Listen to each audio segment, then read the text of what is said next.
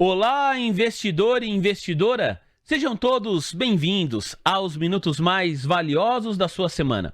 Eu sou Vinícius Custódio e nós vamos juntos em mais uma edição do nosso podcast, esse encontro, esse evento semanal que eu tenho certeza já está aí na sua agenda também. A gente vai falar hoje sobre direito ambiental, crédito de carbono e como isso é importante para você que está aí do outro lado da tela, que nos acompanha de qualquer lugar do mundo. Mas principalmente se você mora no Brasil, o assunto é focado aqui no nosso país. Beleza? Você vem comigo nessa, uma convidada para lá de especial, que conversa com a gente direto do Pará. Daqui a pouquinho vou apresentar qual é a doutora, a advogada que está com a gente hoje. Antes, eu quero pedir aqui, de maneira muito especial também, o seu like, a sua participação, os seus comentários. Eu estou ao vivo no chat, conversando com você, respondendo aí, é ao vivo, tá bom? Então vamos juntos interagir, trocar uma ideia pelos próximos 40, 45 minutos. É uma alegria receber aqui a doutora Letícia Yumi Marques, advogada ambiental, doutoranda na Universidade Federal do Pará. Doutora, seja muito bem-vinda. Tudo bem? Oi, Vinícius, tudo bem? Oi, investidor, oi, investidora.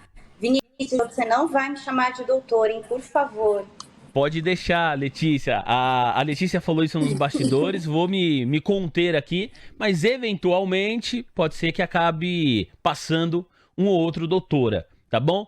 Olha, um prazer, viu, Letícia, recebê-la aqui. Eu fiquei pensando algumas maneiras de introduzir a conversa, de apresentar a conversa e de apresentar também o seu perfil para o nosso público. E a melhor forma que eu encontrei para fazer isso é utilizando as suas próprias palavras.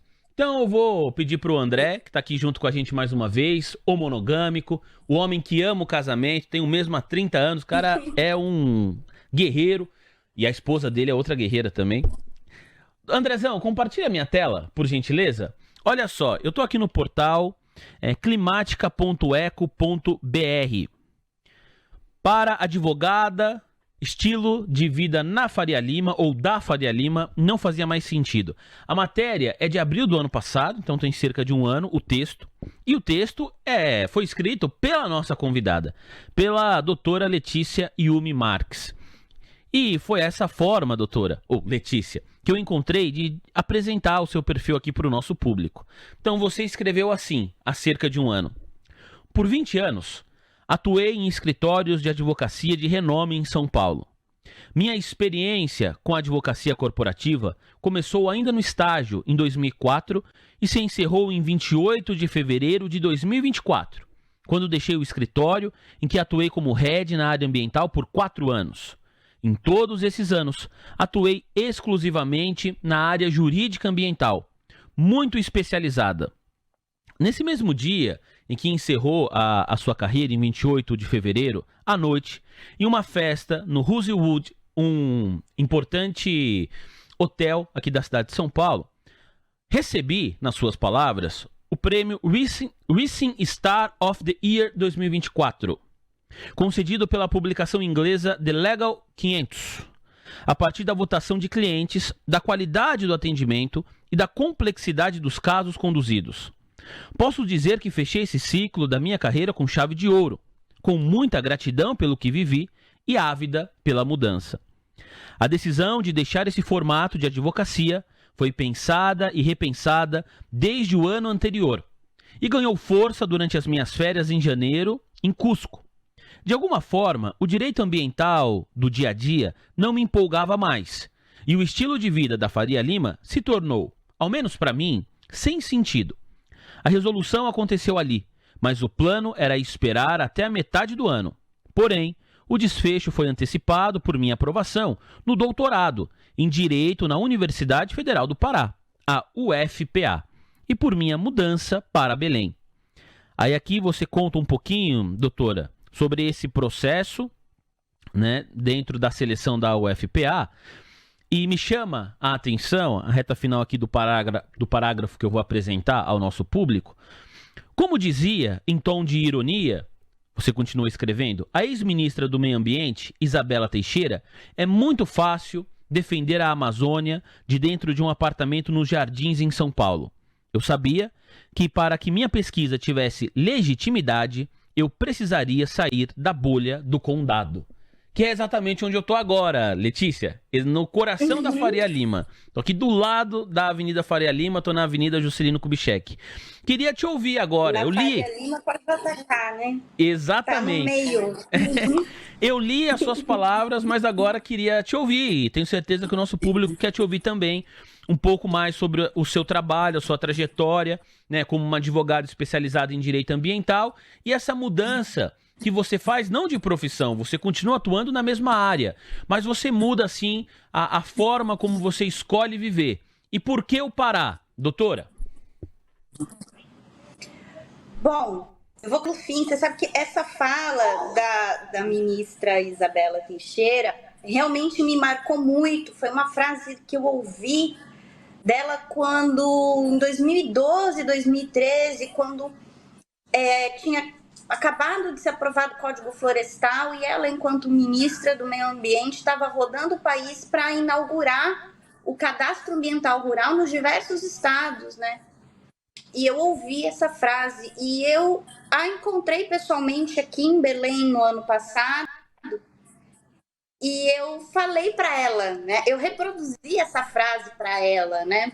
Falei, olha, eu lembro, né, do que a senhora falou, assim, assim, assado, e vim para cá. E ela se espantou, ela falou, olha, às vezes a gente fala as coisas e não tem a dimensão do quanto isso impacta na vida das pessoas.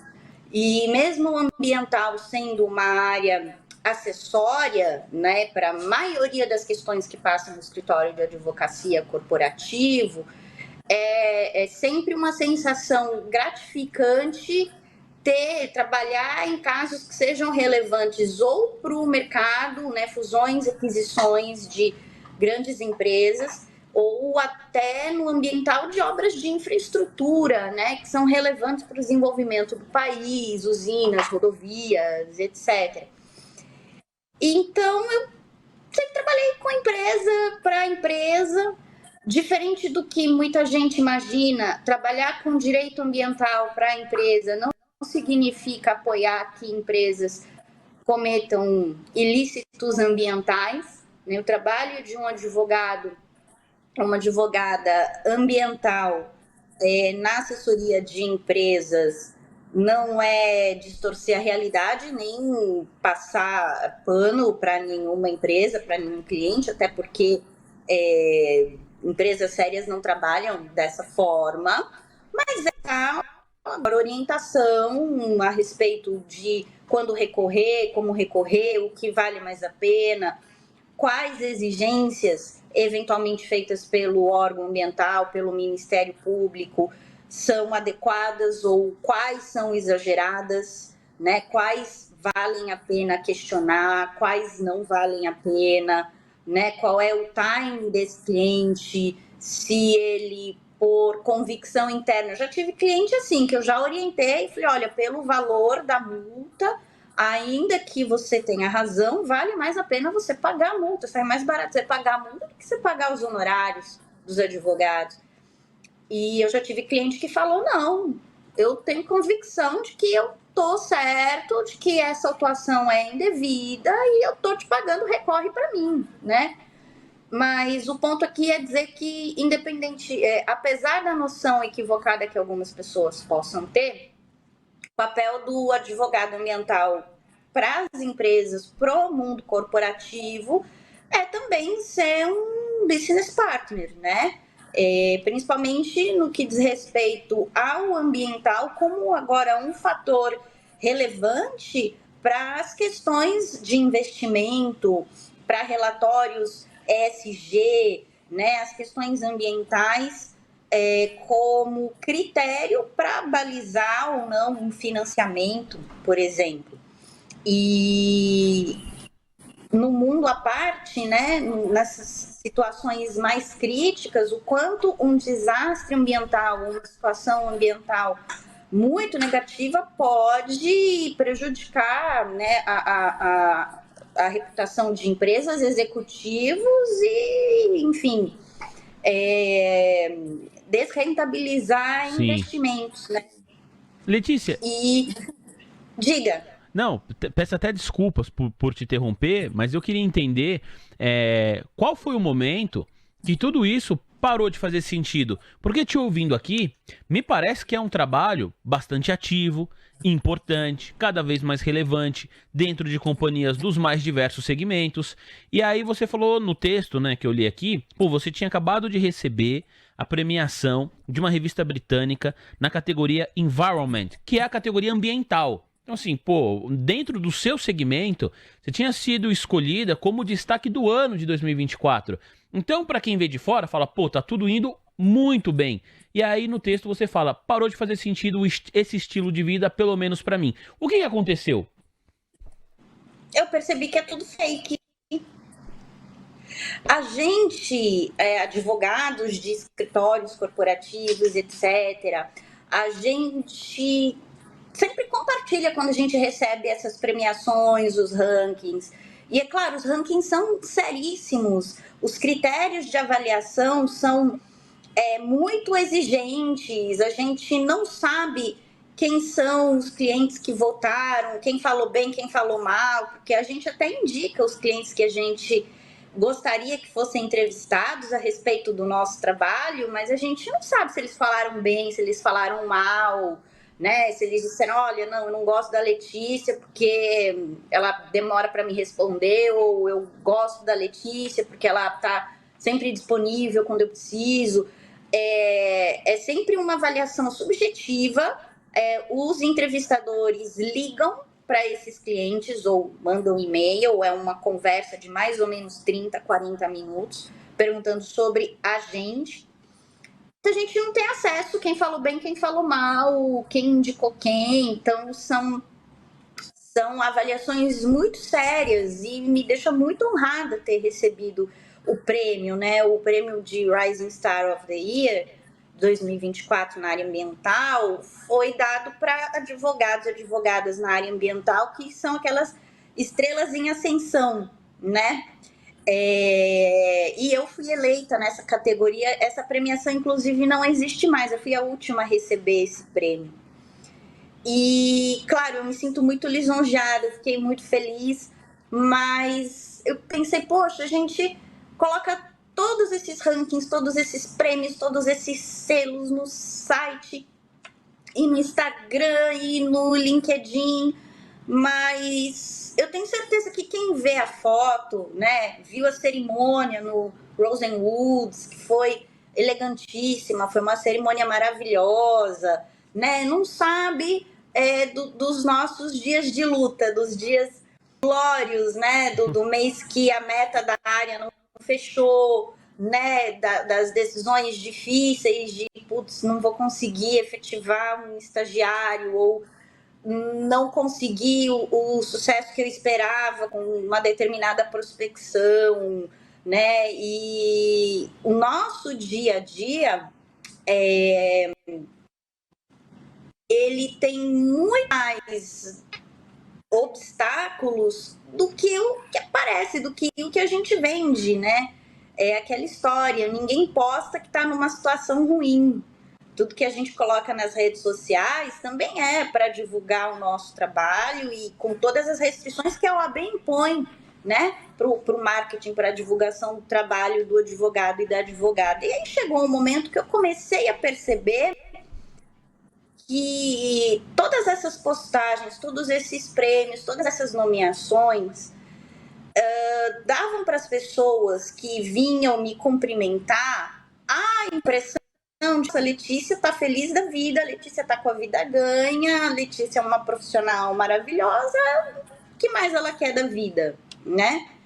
E eu pensava, poxa, tá ok, que bom que as pessoas gostam do meu trabalho, mas eu não tô feliz, né, trabalhando de madrugada, não tô feliz tendo que largar as matérias para atender companheiro de escritório, comanda de última hora, que às vezes nem sempre é urgente como a gente ouve que é.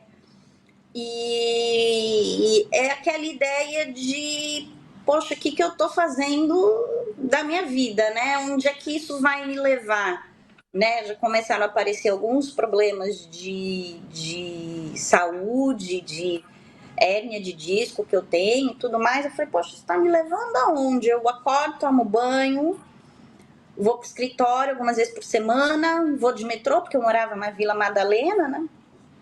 Desci ali na estação Faria Lima e depois eu volto para casa e no dia seguinte começa tudo de novo. E no tempo que eu tenho para mim, eu vou para academia, entre uma série e outra, eu tô respondendo e-mail, eu tô respondendo WhatsApp, tô resolvendo coisa do escritório, isso é 10 horas da noite, é 10h30 da noite. E tá, e ok, isso vai continuar assim para sempre, e eu não sei se eu quero isso para sempre, né? Qual que é o próximo passo da minha carreira, né? Ser sócia com uma representação maior dentro da sociedade de advogados, que é o que a gente lá no começo quer quando é estagiário. Aí eu pensei, pô, mas será que eu quero isso para mim? Porque a gente, quando entra na faculdade e vai para essa advocacia corporativa, a gente vê o sucesso dos sócios, né? E se espelha naquilo. Nossa, um dia eu vou ser name partner, né, de um escritório. E acha que quando você vira sócio, todos os seus problemas estão resolvidos. E eu percebi que não, você só tem novos problemas, mas você não está com seus problemas resolvidos. E eu pensei, putz, será que eu quero esse tipo de novo problema? Então, aproveitei Sim. a oportunidade para prestar o doutorado aqui na Universidade Federal do Pará, porque eu já queria falar sobre mudanças climáticas e eu não queria de maneira nenhuma passar vergonha falando de mudanças climáticas em São Paulo. E eu vou te dizer quando que virou essa chavinha. Eu estava acompanhando a cobertura da COP de Dubai e eu vi um painel sobre a Amazônia com colegas, professores que eu conheço pessoalmente, amigos pessoais, professores que me deram aula, todos e todas, homens e mulheres assim, super capazes, excelentes, só que eu olhei e falei, não tem ninguém da Amazônia. Tá, tipo, uma é de São Paulo, o outro é do Nordeste, e aí tá todo mundo falando sobre a Amazônia, mas ninguém é da Amazônia, e aí como é que fica? Claro, somos todos brasileiros e brasileiras, né? A Amazônia é parte do Brasil, a gente pode falar da Amazônia. Mas é diferente. Só que o nosso ponto de vista é diferente. E eu percebi o quanto isso é diferente chegando aqui. E o quanto a falta dessa visão sobre o que realmente é a Amazônia pode prejudicar os negócios que as empresas da própria Faria Lima possam ter aqui. Porque a gente chega aqui e aí vem a parte, né, saindo do conto de fadas, né? Tem esse texto todo lindo, maravilhoso, que tu encontraste na internet, ele é de abril de 2024. Eu cheguei aqui no dia 12 de março de 2024, tinha um mês, né? Em um ano aconteceu muita coisa, né? Alguns episódios de bullying, de chacota. Não vou chamar de discriminação, porque algumas pessoas podem se sentir ofendidas, né, sobre o ponto de vista de quem pode ou não ser vítima de discriminação, mas o fato é que, por razões muito justificáveis, o nortista acaba sempre vendo o paulista, o sudestino carioca, o sulista com um pé atrás. A gente não ajuda muito, né? Sabe aquela história que a gente sempre ouviu falar de que na Amazônia tem macaco na rua, como se as cidades, as capitais não fossem áreas urbanas, como se tudo fosse mato e só tivesse animal silvestre, indígena pelas ruas. Essa ideia existe até hoje e essa ideia faz com que a gente do sul e do sudeste faça piadas, assim, completamente despropositadas, completamente desconectadas da realidade. A gente faça um juízo que diminui a cultura e o trabalho, o profissionalismo. Nós estamos aqui já com mais da metade da nossa conversa, tem ainda mais uns 15, 20 minutos para a gente trocar ideia. Aproveito para reforçar nossa audiência rotativa, para você que chegou agora, para você que está nos acompanhando, uma conversa muito legal sobre a trajetória de vida da doutora Letícia Yumi Marques, advogada ambiental, doutoranda, eleita a advogada ambiental do ano no prêmio Rising Star of the Year em 2024, pela revista britânica The Legal 500. E ela está conversando com a gente agora a respeito da COP que vai acontecer no Pará. Ela está no Pará, mora no Pará, faz doutorado na Universidade Federal do Pará. E aí a gente vai retomar, claro, falando de COP, mas deixa eu pedir para você que está chegando agora o seu like aqui na nossa transmissão, tá bom? Ajuda a gente aí, alavanca o dedo no like, sem medo de ser feliz. O seu joinha é fundamental para que o nosso produto, o nosso Olá Investidor, chegue para mais e mais pessoas e toda a grade aqui da nossa TC News. Combinado, gente? Então vamos lá, doutora. A COP, ela vai acontecer entre os dias 10 de novembro deste ano até o dia 21 de novembro deste ano também. Então a gente está falando aí de 11 dias de evento. E você estava falando, doutora, estava comentando, né, sobre como a questão de hospedagem, o preço está bastante caro, né, bastante fora do normal aí em Belém, no Pará. Eu queria que você, dentro do possível, desse mais detalhes a respeito do que está sendo feito no quesito de estrutura, na preparação, para receber um evento dessa magnitude que é a COP30, doutora. Joia. Bom, primeiro, só deixar claro para as pessoas que Belém não teve o mesmo tempo que Rio de Janeiro teve para se preparar para as Olimpíadas, por exemplo, né? A indicação de Belém para receber a COP30 não aconteceu com 4 anos de antecedência, foi de um ano para o outro. E houve a escolha política por manter Belém como sede do evento, enfim, questões literalmente político-partidárias. Sempre foi falado, e é verdade, que outras capitais brasileiras, até por já terem recebido eventos internacionais de grande porte, teriam mais estrutura, mas, além desse aspecto político-partidário da decisão por manter o evento em Belém, também existe uma questão representativa muito poderosa sobre a Amazônia, porque ela é o centro de todo o debate de mudanças climáticas. É claro que a ideia de reduzir a emissão de gases do efeito estufa é planetária. Isso vai acontecer, né, em todos os países que têm as suas metas para cumprir no Acordo de Paris. Mas os olhos no mundo, toda vez que se fala de mudanças climáticas, está na Amazônia. E é a primeira vez que o evento vai acontecer na Amazônia, e isso, claro, é muito representativo. Então, veja, não existe essa estrutura está sendo construída, as delegações estrangeiras vão ficar em áreas que estão sendo especialmente construídas para recebê-las e que depois vão se tornar centros administrativos do Estado. E é natural que isso aconteça, que essas delegações fiquem próximas, são autoridades, são chefes de Estado, chefes de governo, vão ter escolta da Polícia Federal, esquema de segurança, etc. Então, quando a gente fala dessa alta de preços, a gente está falando do ambientalista, né, ou do profissional da área de EHS das empresas, da área de ESG das empresas, que querem vir para Belém ao evento. E vir com seus próprios meios ou com os meios que o budget das empresas comporta.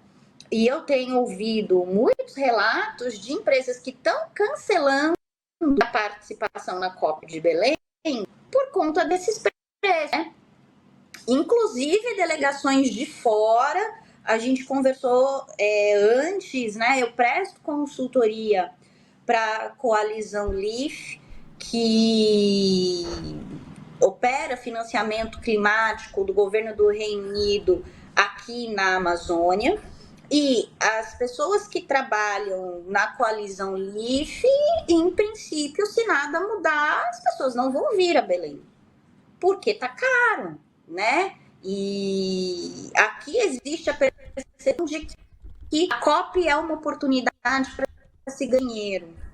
A prefeitura colocou nas rádios, e isso é verídico porque eu ouvi nas rádios, nos jornais, desde o ano passado, anúncios incentivando as pessoas a fazer um Airbnb na sua própria casa e ganhar um dinheirinho com a COP. Justamente para tentar atender, né, essa falta disso.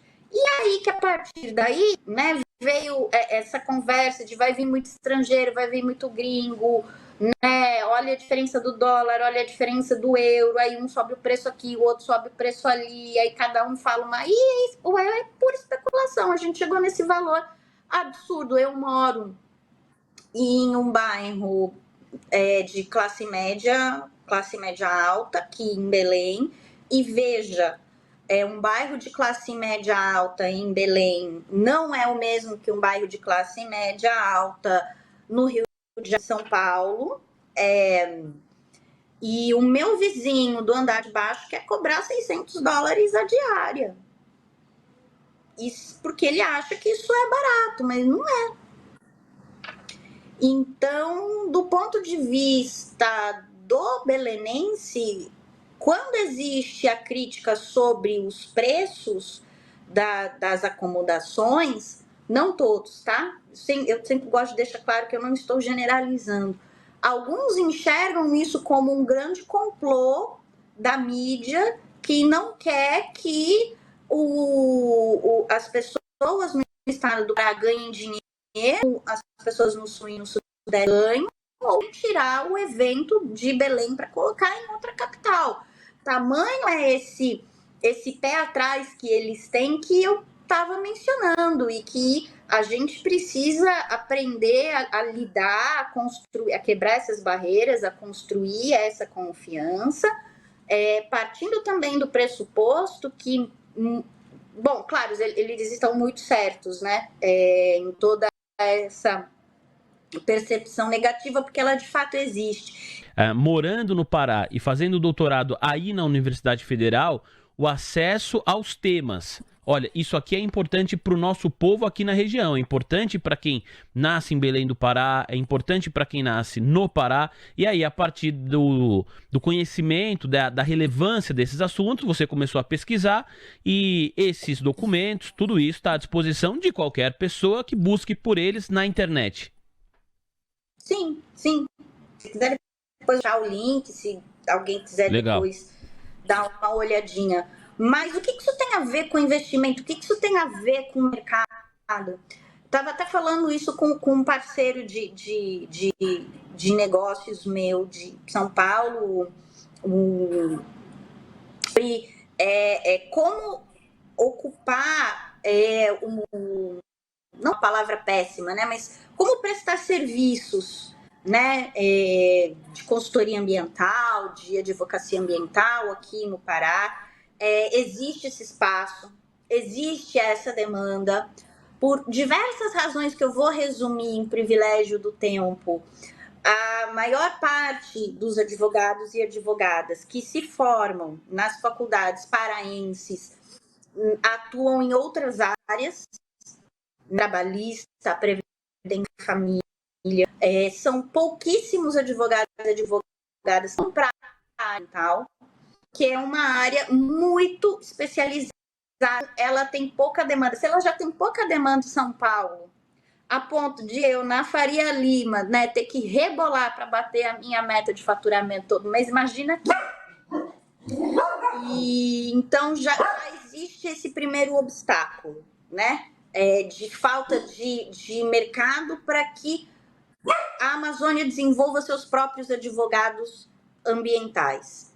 E quem acaba gostando da área prefere o concurso público. Então, o próprio fato de eu ter sido convidada a prestar essa consultoria para a Coalizão LIFE é uma demonstração disso, porque eu estou em Belém do Pará, mas eu não sou paraense, né? Mas pela busca que eles fizeram, o meu perfil, a minha experiência corporativa na Lima, a familiaridade com essas questões de financiamento, que é um tema um pouquinho mais árduo, né? Mais business, que foge da análise de políticas públicas que a gente também tem que fazer nesse tipo de trabalho, eles viram um perfil que eles buscaram de um advogado ou uma advogada paraense ou de outros estados da Amazônia. Mas esses profissionais ainda não estão formados aqui. Eu vejo, Sim. do meu ponto de vista, a COP é uma oportunidade para paraenses e Amazônia aprender, né, com esse intercâmbio cultural, esse modo de fazer negócio, que a gente já tem mais traquejo no Sudeste, e também aprender mais sobre a cultura, sobre uma maneira diferente de fazer negócios, uma maneira diferente de fazer parcerias, uma maneira diferente de ganhar a confiança das pessoas, né? Então, todo esse contexto histórico que a gente está conversando vem nessa nossa conversa para justificar que aqui se faz negócio de uma maneira diferente. Não adianta chegar aqui e se apresentar para uma comunidade quilombola, e são várias as denúncias nesse sentido, né, de empresas paulistas que mandam representantes para cá em comunidades quilombolas e assediam essas comunidades, tipo, olha, trouxe aqui uma ideia de gênio para você, bora gerar créditos de carbono, né, que estão atrelados aí à área que você ocupa, você vai ficar rico, né? Mas olha, eu tô te dando a ideia, você faz seus créditos de carbono comigo. Essas comunidades se sentem assediadas, né? E em São Paulo, bom, eu, Letícia, nunca tive uma abordagem assim tão agressiva, mas tem colegas que fazem, né? Que abordam ativamente clientes para oferecer serviços. E em São Paulo é aquilo, você pode gostar, você pode não gostar, mas aqui realmente é uma postura vista como assediadora. Não é uma boa maneira, não é a maneira adequada, né, de iniciar um relacionamento, né? Essas comunidades querem que sejam respeitados os seus protocolos de consumo, como se dirigir, a quem se dirigir, é a liderança, é um colegiado, tem que reunir a comunidade inteira, né? Então, fazer negócios aqui depende de conhecer essa cultura. E não é cultura, né, do caribó, do brega, da comida, é a maneira como as pessoas funcionam, né? Aqui negócios com a mentalidade em São Paulo não funcionam. Olha, Letícia, eu quero agradecer bastante o seu espaço na agenda e a oportunidade que nós tivemos de ter contato com alguém que está no local onde vai acontecer a COP30 daqui a alguns meses, e você conseguiu, por meio da sua experiência, passar um pouquinho da cultura da região e da importância também que nós, como uma sociedade, temos de olhar para a questão ambiental. E sem dúvida nenhuma, quem está perto da Amazônia tem muito mais legitimidade para falar do que aquelas pessoas que comentam, pautam, observam um assunto, né, de longe da Amazônia. É importante para todos nós e, claro, uma oportunidade também de aprendizado. Então, muito obrigado, doutora Letícia. Tentei evitar o doutora ao longo da conversa, vez ou outra escapou. Eu agradeço bastante mesmo o espaço na agenda. Boa sorte aí no doutorado e boa sorte também com a COP30. Claro que a gente vai acompanhar aqui bem de perto. Até uma próxima, Letícia. Vinícius, obrigada e obrigada à sua audiência também. Até uma próxima. Foi muito, mas muito legal, senhoras e senhores. Quero agradecer o nosso público que ficou aqui conectado com a gente em mais uma edição do seu Olá Investidor. A gente volta na próxima terça-feira e eu te espero. Um grande abraço. Até lá.